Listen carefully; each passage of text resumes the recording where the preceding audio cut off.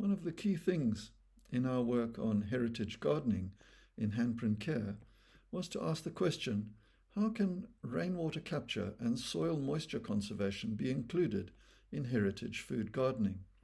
And here is a small garden in my backyard where the blue water tank was really important for the planning and setting up of the garden.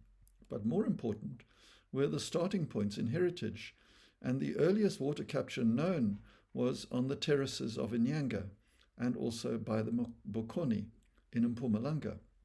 But further south, the seasonal ukuGalesha of the Xhosa is one of the earliest rainwater harvesting practices that we can still find today for retaining soil moisture for the coming season.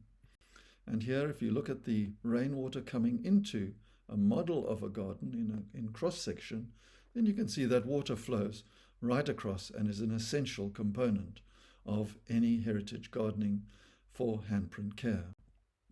Now, if we take rainwater harvesting in ukuGalesha and look at it in a curriculum setting, we can tune in around this being one of the early forms of rainwater conservation.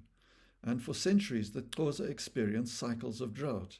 As cattle people, they harvested imifino and grew vegetables in household gardens. Each winter season, as Orion's belt became visible in the night sky, they would put cattle into the fields before breaking ground, ukuGalesha, in preparation for the spring rains. Seasonal climate variation did not enable them to predict the spring rains each year. ukuGalesha captured the winter rainfall to aid ploughing and enable their crop germination. Now, climate change in the same area and soil moisture are really important to all of us, but we find today that most people don't grow vegetables, they get them from their supermarkets. And most people haven't, until climate change, really gone to the trouble of capturing rainwater from the gutters or using captured rainwater for gardening.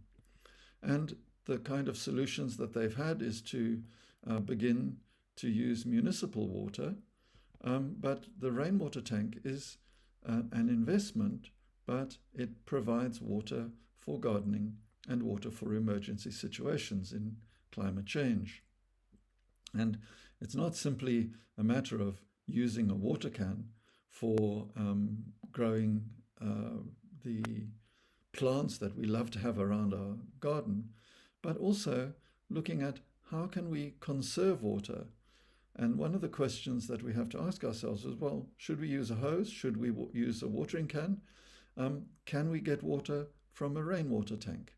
And all of these questions are really important for us to begin to think about climate change and soil moisture for food gardening in our area. And the purpose of this is to really try to touch the past with our memories, as we kind of are able to see that the way that the Eastern Cape used this ukuGalesha enables us to feel the future flying on the wings of our imagination. How can we ukuGalesha in our garden? How can we optimize the soil moisture for growing vegetables in our own areas?